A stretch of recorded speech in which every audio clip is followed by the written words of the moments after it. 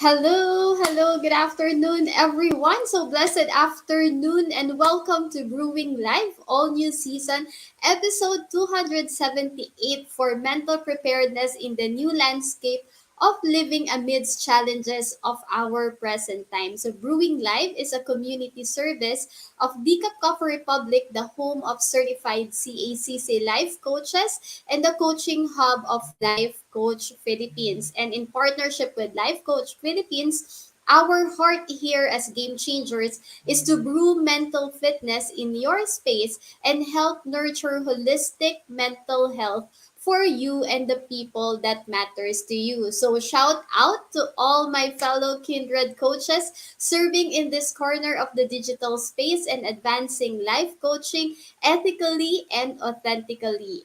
Is a lifestyle that never goes out of style. So I encourage all of you to expand your heart today by supporting the works that we do and blessing Decaf Coffee Republic with your food and beverage orders. So we have delicious vegan meals, fresh guayabano juice and mango juice, and we also have our no calorie sugar replacement syrup. We also have sugar free and low calorie chocolates and other keto products. We have our mushroom chicharon and veggie chicharon for easy switch to healthy eating. And we invite you to join us um, and join our Save One campaign against diabetes. So you can check out our organic insulin wine and tea and know more about sugar regulator products to help fight the debilitating symptoms of diabetes. So for your favorite and classic comfort food, so we offer sausage platter,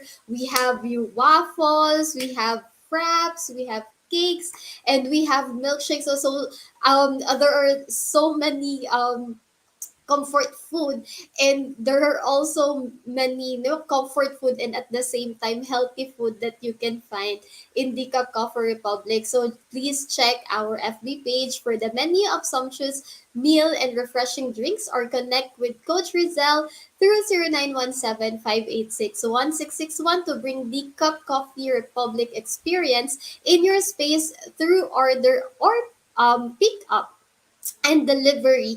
And we are open from 2 p.m. to 12 midnight for your dining experience. And we're looking forward to serve you and meet you on floor. So for other ways to support our community works, you may now give us some stars. Ayan, give some stars or love gift through fan transfer. Just check the caption of this video for bank info or GCash account. And if you just joined us in, so welcome everyone and thank you so much for being here. You may circulate the link of this video to invite your friends to watch with you, and you may also tag them in the comment below and give them some shout out, encouragement, motivation, and just acknowledge and express gratitude to your to the people that matter to you. So as for me, let me give shout out to my fellow mental model collectors inside B Learning Society by Master Coach A. And if you are not yet a smart holder of B Learning e-card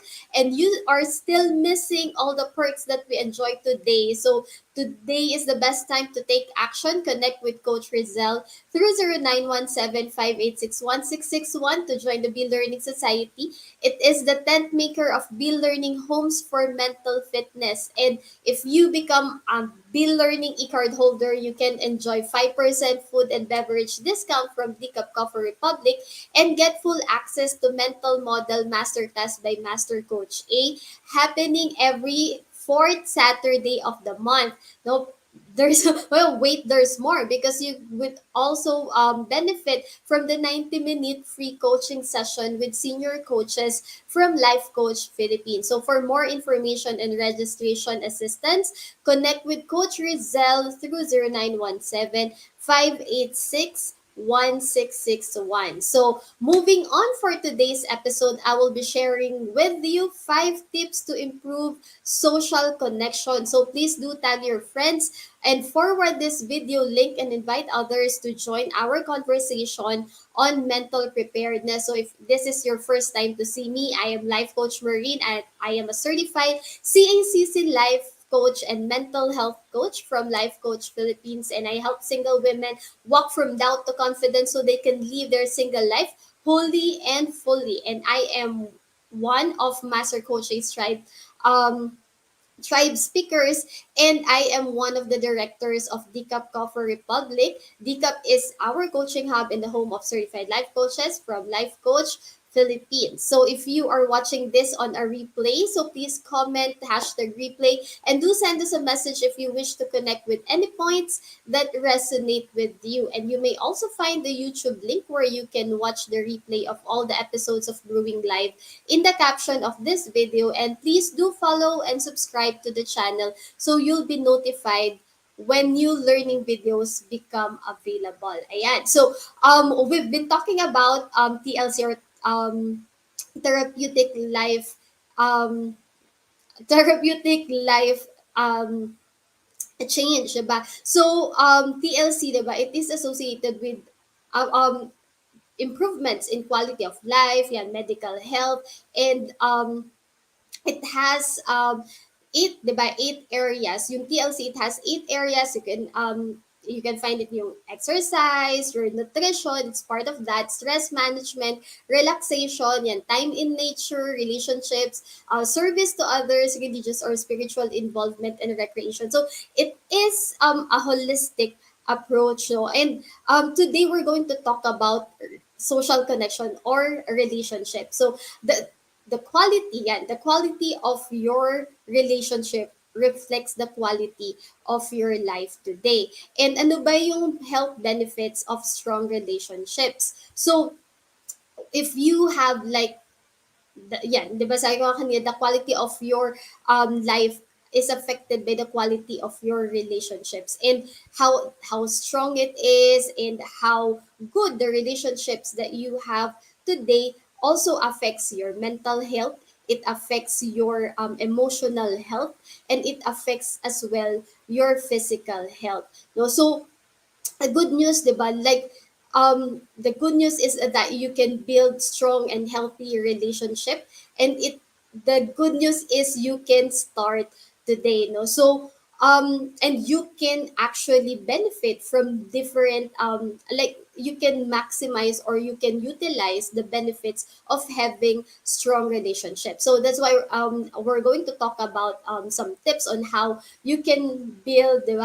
How you can have better relationship. So, um, ayan. So, before we continue, ayan, so let's say hi to our fellow kindred coaches. So, hello, Coach Teen, Coach Candy, Coach C, Coach Nords, ayan. So, sabi ni Coach Teen, di ba, anong relasyon meron ka? Ayan, di ba? Because it really affects the quality of life that we have, because it starts with the network that we have. So if we want to have better emotional health, better mental health, and even better immunity and physical health, diba, you can find that, and it is directly related to the quality and the kind of relationships that you have. So first tip, diba, number one is um, assess your relationship. So, sabi nga ni Coach Tin kanina, diba, anong klaseng relasyon meron ka? And who really are the people you are building relationship with? And if you're going to assess the relationships that you have right now, no, who are the people that you are with? And who are the people that you're spending time with? Diba? Who are the people that you're building relationship with? Or are you connecting with people to, so that you can build deeper relationship, or nagiging transactional ka na lang, or ngayon ba, especially during this time when pandemic hits and everything goes online, when you are limited with physical connection, then how are you connecting with other people, or how are you even connecting with the existing relationships that you have? So it's time to pause right now and really check and assess how are your relationships, diba? Number one, who are the people that um are with you right now, and who are the people that you are building relationships with, and anong klaseng relasyon anong klaseng relasyon ba yung meron ka with these people. And in line with that, so yung second is define the kind of relationships that you want to have, diba? According to studies, no, there are three kinds of connections, or there are three kinds of relationships or connections that you can build with people. So yung first is intimate connection. So these are connections with people who love and care for you. Example, diba? You have your family, you have your friends, you have your special someone, diba? So yun yung these are the close-knit people who love you and care for you. And number two is relational connections. So these are connections, or these are relationships that you form with people who you see regularly and share an interest with. Diba? So if you are in the workplace, ayan, yung mga ka-office mates mo, or if you are in a specific organization, so these are the people that you are with in the organization.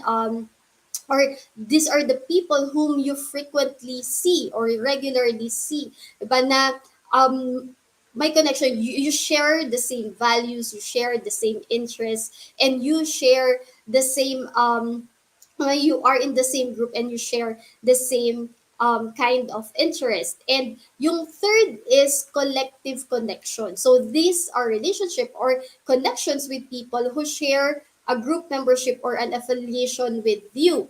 Diba? So such as people who both like you do, or people you have the same faith. Ayan. So sa 'di ba dun sa collective connection, so it doesn't, hindi lang ito yung close knit, so meaning bigger, ano na siya, bigger circle, bigger network na siya. So right now, when you ask yourself, or when you, 'di ba, sabi natin kanina, assess your relationship, and number two is define the kind of relationship that you want to have. And we're going to base that in the three kinds of connections, or three kinds of relationships that you can have with people. When you look at your connections right now, do you have relationships, or do you have deep long-term relationships in those three areas? Do you have are you building relationships, or do you have relationships with your family and friends, or who are the people that you are allowing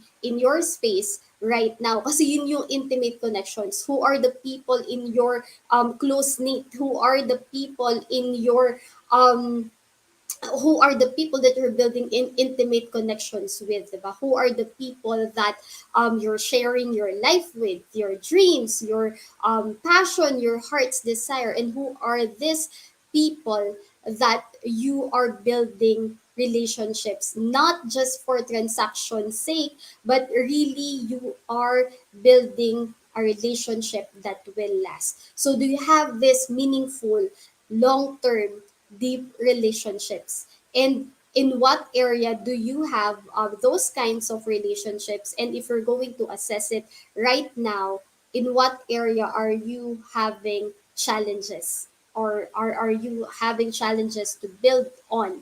Ayan. And number three, ayan, so be intentional. So that's the third third tip that that we have, no? So be intentional with in building your relationship. So how are you being intentional, or what are the things that you are really doing right now, but in building quality relationships, diba? So when you assess the relationships that you have right now, and you get a clear picture of the kind of relationship that you want to have, the next is um how intentional are you in building those, or in building the kind of relationship that you want to have, diba?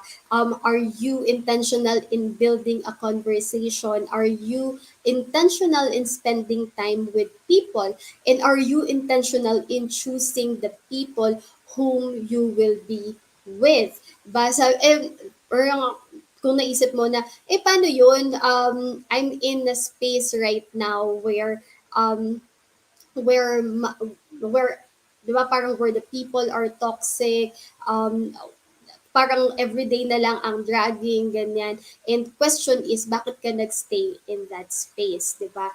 Bakit ka nagstay sa lugar na hindi ka naman accepted or hindi ka naman love or feeling mo na abuse ka? So how intentional are you in choosing the people that you will be allowing in your own space, 'di ba? How intentional are you in choosing the people that you will listen to, or in choosing the people that you will be building relationship with? Ayan. And next is, how intentional are you really in spending time with these people? Um are you building relationship? 'Di ba nagbi-build ka ba ng nag-spend ka ba ng time, 'di ba? Ano yung ginagawa mo to really build relationship with these people? Because relationships doesn't happen overnight, no? Or it doesn't happen ng, oy, pagkagising mo, or biglang there are people na magkiklik kayo, there are people na hindi. Pero there are really people whom you are choosing to build intentionally, or to intentionally build relationship with. And this, when you choose to be intentional, then you become intentional as well on the quality of time that you are spending with them. Ano yung ginagawa mo, ano ba yung activities na ginagawa mo, kinikilala mo ba yung tao, and ikaw din, as you become intentional, then you grow in the relationship, no? And ayan, one of the things that I really appreciate with the family that we have, with the tribe that we have, is that yung quality ng relationship. And then si Master Coach is, she's very intentional in building relationship um to each with each and every one of us. And no, I just remember no, last Friday, yeah, nitong Friday, this kong kind of Friday, di ba? Pero last Friday, di ba, we had our um family day, no, we have our getaway, and we celebrated the birthday of Coach Trisha. We celebrated the life of Coach Lacey, and I mean and we're celebrating as well the launching of I think Talk broadcast. And what we did is, like, we had, no, that was like a first time experience for us, no, ay ako, at least for me, na we did some activities, we did some archery, and like those things, no, when you build relationship, you intentionally build with people. And not just that, no, the beauty of that is hindi lang sa what you call that, hindi lang dun sa um network na ang beauty nun is hindi lang sa amin, no, but we are with the younger generation as well. And as we build relationship, you also have that vision. Ano ba yung pupuntahan ng relationship, no? And ano ba yung sino ba yung kasama doon sa relationship na binibuild mo, and sino ba yung gusto mong i-build talaga na relationship, at para saan, 'di ba? You know the purpose of the relationship. You know where you want that relationship to go. Because whether that would be a romantic relationship, or that would be in work, or that would be with your family, with your friends, diba? Or even ba parang from strangers to friends um to really long-term friends. And you know what kind of relationship you are building, and you also know ano ba para saan, at ano yung mga ini-input mo, so that that relationship would grow. And that is like a question right now.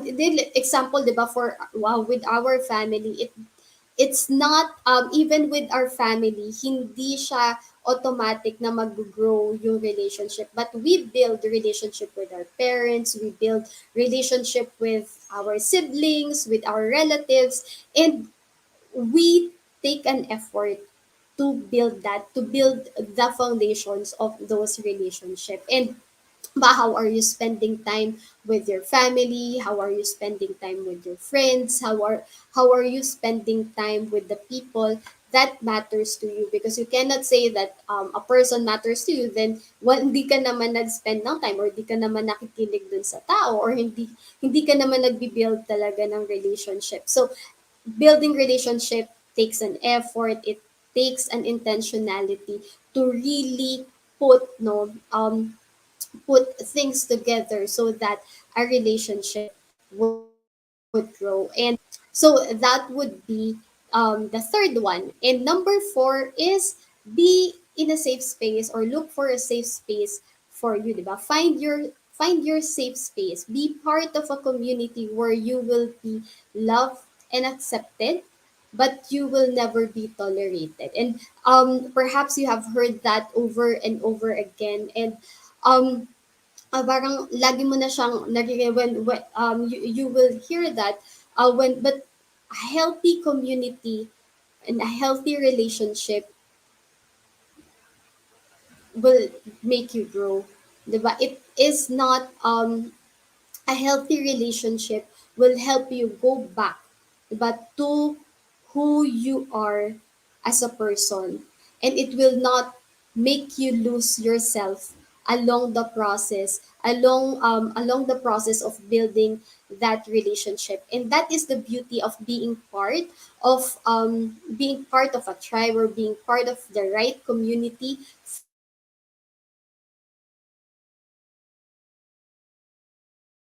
for you to can have your that you can have your safe space, 'di ba?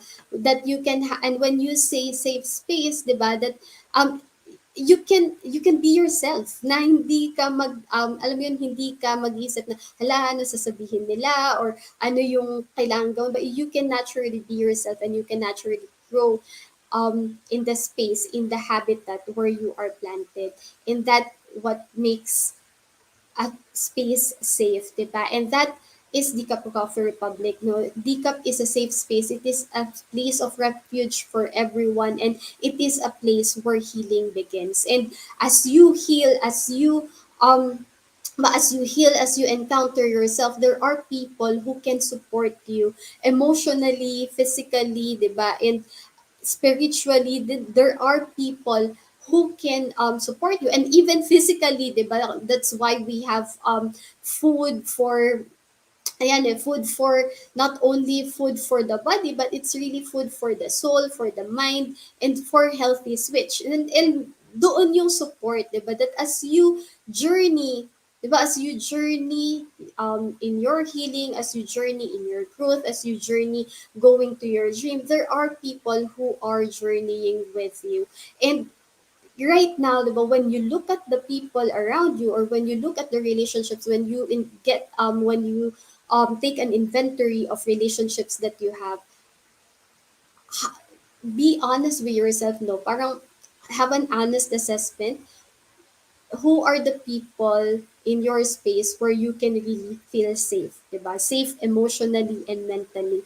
Na hindi ka nag-iisip na, kailangan ko ba sabihin to, or baka mapahiya ko, or that you have to please anyone else. But really, you can be yourself and express, diba? That you can just share your thought, you can share your heart, you can, alam mo, you can be yourself, and yet you are accepted, you are loved, but you will never be tolerated. Meaning that when because the people around you loves you so much that you get corrected, not out of alam mo yun, not out of pride, or not out of arrogance, but really out of love. And you will still be feel safe, because you know that you will grow along the process. And that what's make diba, that what makes like the habitat beautiful as well. That when you are in the right habitat, when you are in the right space, you will grow.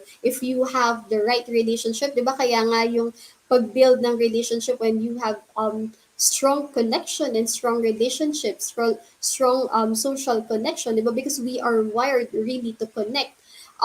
It helps us to grow as an individual, and as we grow individually, then we get to grow and contribute to our society. And that is the beauty of being part of a community. So are you part of a community right now, or are you looking for a space where alam mo yun, parang, or 'di ba parang napasok ka na because you've trusted before, and you got hurt, or you got hurt by the people around you, and you feel you will just be been abused by people around you, or you cannot trust anyone.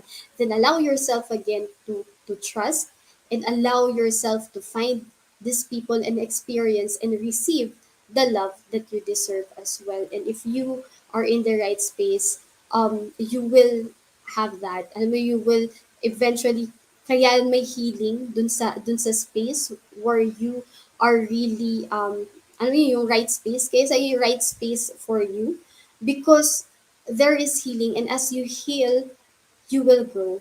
And as you grow, diba, you can also serve other people.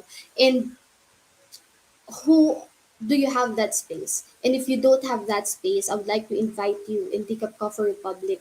I would like to invite you, join us in our community, um, in our coaching classes.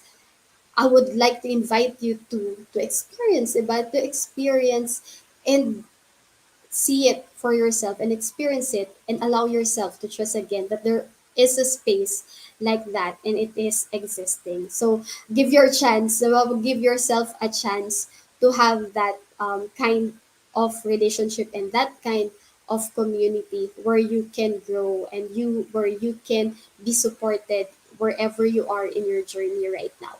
So that's number 4, and number 5 is be vulnerable.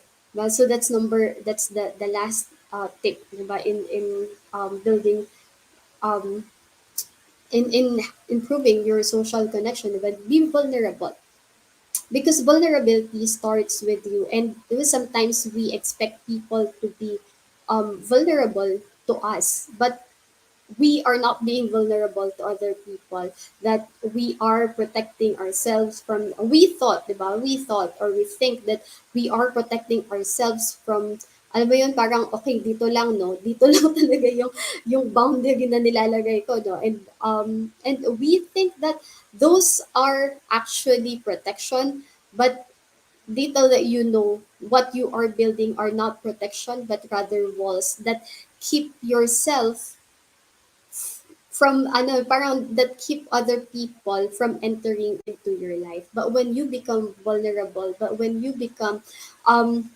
when you start sharing your heart, then you get to connect with people. You also get to connect with the heart of people, and you also get to communicate not just transactionally, but to really have that strong connection, really have that connection with other people. And kaya magkarugtong yung vulnerability and yung safe space mo, because when you are in your safe space, when you find your safe space, and when you find your community, your tribe, then it will help you to be vulnerable as well. And how vulnerable are you in your relationships? Because vulnerability is not a sign of weakness, but it is actually a sign of strength. And when you become vulnerable, it creates trust, it creates strong connection with other people as well. And so um if you are like, alam mo, if you are um having that parang challenge, in being vulnerable, is allow yourself and give yourself permission to trust again, and build that relationship that you want to have, because you deserve a better kind of relationship, and you deserve, diba? You deserve to have that quality of life, the quality of relationships that you want to have. So that would be it for today. So thank you so much for joining me today and supporting the advancement of mental fitness. So if you are interested to become a professional service provider, either as a life coach or mental health coach like us, so connect with Coach Rezzhel through 0917-586-1661 to know more about the co-actively co-create life Life Certification Program by Master Coach A. And we are now accepting application for mental health certification and internship program with limited slots. So make sure that you make the reservation with Coach Rezzhel. So join us again tomorrow, same time and same digital space for episode 279. So take control of your health by Coach C. Ayan, Decaf Coffee Republic is located inside Pioneer Center Compound or widely known as PC. And we are just across Bayanihan Center in Pioneer Road, corner Brixton and United Streets in Capitolio, Pasig City. So again, this is Life Coach Maureen, mentally fit to serve in behalf of Life Coach Philippines. Thank you so much for joining me today. This is us in the Philippines. Love, bomb, boom. See you tomorrow. Have a blessed day. Bye-bye. As a business owner, are you overwhelmed by the need to post beautiful, engaging content every single day? Are you left wondering what to write? Tired of scrolling through stock photos that all start to look the same? Confused by complicated graphic design programs? Rise Up Creatives is here to help. Each month, we give you everything you need to create 31 days of social media content in just 5 minutes a day. Customizable captions, curated lifestyle photos, a drag-and-drop graphic design tool, and the ability to post directly to your social media accounts. No one else empowers you with these 4 resources all in one place. Each month, we help you plan your social media calendar by providing you with 31 image themes and customizable captions so you can quickly and easily create engaging content and grow your following. Simply select the image that works best for your feed or story. Then, copy the caption and customize it to fit your audience. 5 minutes a day. It's that quick. Plus, you'll absolutely love our drag-and-drop graphic design tool. Start from scratch or choose one of our beautiful templates to fit your unique brand. When you're ready to export your design, you can download, email, or post directly to your social media accounts. Here's the truth. Our world needs what you have to offer. Don't let technology or procrastination hold you back. Rise Up Creatives is more than an online resource. We're a community helping you overcome your biggest barriers to reach your greatest goals. We're here to help you rise up and be creative.